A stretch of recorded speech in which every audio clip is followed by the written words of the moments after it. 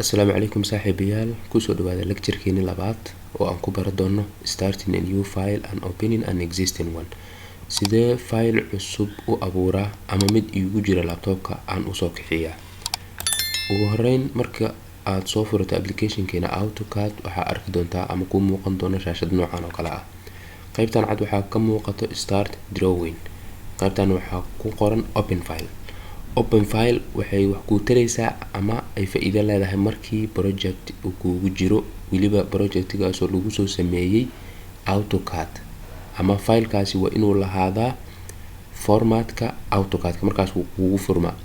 Sidaa darteed marka anaga hadda waxaan rabnaa inaan barano qaababka aan u abuuri karo file cusub. Marka waxaa ka mid ah qaabka ugu horeeya start drawing inaad dhahdo. Start drawing markaad dhahdo sidaa daraadeed halkaan magacaan haddaa fiiriso hadda waxaa ku qoran drawing 1. Sidaas waxaa kuugu furan ama aad u abuuratay project cusub. Okay, wadadaas waa qaab. Wadada kale waxay noqonaysaa AutoCAD-ka loogadiisa meesha ay ku taalo inaad furto kadibna aad dhahdo new. New markaad dhahdo kadib wuxuu ku weydiinaa optionadan. Waxaa ka dooranaysaa ACAD. Okay, open ayaa leedahay. Waxaa ujeedaa meeshaan haddana drawing 2 ayuu kuu furay. Waa mid ka mid ah qaababka loo furo ama loo abuuro file. Optionka kale waxay noqonaysaa haddii halkaas aad u dhaweyso maxaa kaaga muuqanayo qaybtaas kore waxaa kaaga muuqanayo tool ay ku qoran tahay new. Asagana haddaad taabato ACAD aad doorato open aad dhahdo wuxuu kuu furayaa drawing. So marka saddexdaas qaab ayaa loo furi karaa ama loo abuuri karaa file AutoCAD ah. Waxaan baranaynaa marka qaabka aad u furan karto ama opening aad ugu sameyn karto. Marka waxaa iska sawireynaa halkoo rectangle oo kale ayaan iska sawireynaa kadibna waa save gareysanayna.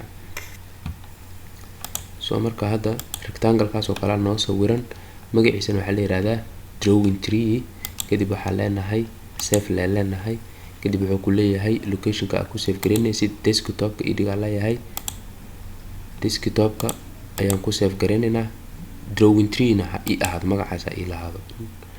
So marka hadda kuwaan oo dhan waa iska xiraa. Waxaan sameynaa marka hadda qaababka opening-ka loogu sameeyaa baranina. Application-ka oo dhan ayaa xiray. So marka waxaan sameynaynaa application-ka ayaan soo daaranaynaa.